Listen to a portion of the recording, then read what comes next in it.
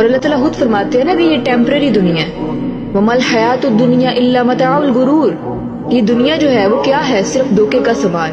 یہ تو ہم لوگ ہیں جو دنیا کو پرماننٹ سمجھتے ہیں اور اس کی مشکلات کو پرماننٹ سمجھ لیتے ہیں کہ مشکلات اب ختم ہی نہیں ہوں گی۔ دیکھیں مشکلات جو ہیں وہ آئیں گی اور آپ کی زندگی سے چلی جائیں گی، جب تک آپ اس بات پر یقین کر لیں گے آپ کی زندگی سکون سے بھرپور ہو جائے۔ تجھے تو کہا گیا ہے کہ وَمَن يَتَوَکَّلْ عَلَى اللَّهِ، تو اپنے رب کی ذات پر بھروسہ کر، فَهُوَ حَسْبُهُ، وہ تیرے لیے دنیا میں بھی کافی ہو جائے گا، آخرت میں بھی کافی ہو جائے گا۔ پیارے اللہ، میرا انتظار مختصر کر دے، میری جو دعائیں قبولیت کی منتظر ہیں ان پر کن فرما دے۔ مت کہو خدا سے کہ میری مشکلیں بڑی ہے، مشکلوں سے کہو کہ میرا خدا بڑا ہے۔ عليك عيون لا بتنافق ولا بتخون۔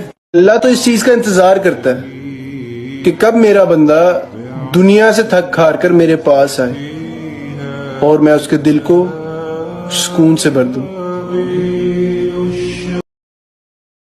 رسول اللہ نے 5 خوبصورت حدیثیں بتائی۔ نمبر 1، تم میں سے بہترین شخص وہ ہے جو نہ کسی کو تکلیف دے اور نہ کسی کی تکلیف کا ذریعہ اور سبب بنے۔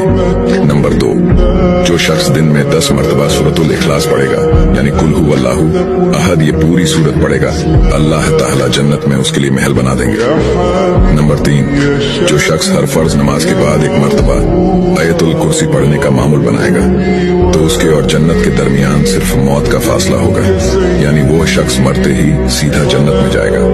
نمبر 5، جو شخص گھر سے نکلتے وقت یہ دعا پڑھے گا، بسم اللہ توکلت علی اللہ لا حول ولا قوت الا باللہ، تو اللہ تعالی شیطان کے شر سے اس کی حفاظت فرما دیتا ہے، اور جس کام کو وہ نکلا اللہ تعالی اس میں آسانی پیدا فرما دیتا ہے۔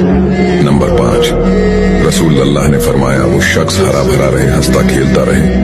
جو شخص میری حدیث سنے اس کو محفوظ رکھے اور اس کو دوسروں تک پہنچائے۔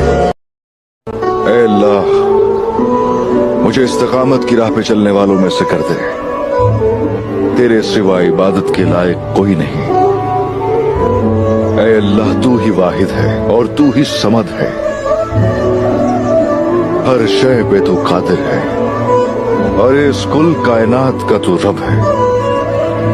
ہر مشکل میں ایک تیرا ہی ذکر ہے جو راہ دکھلاتا ہے۔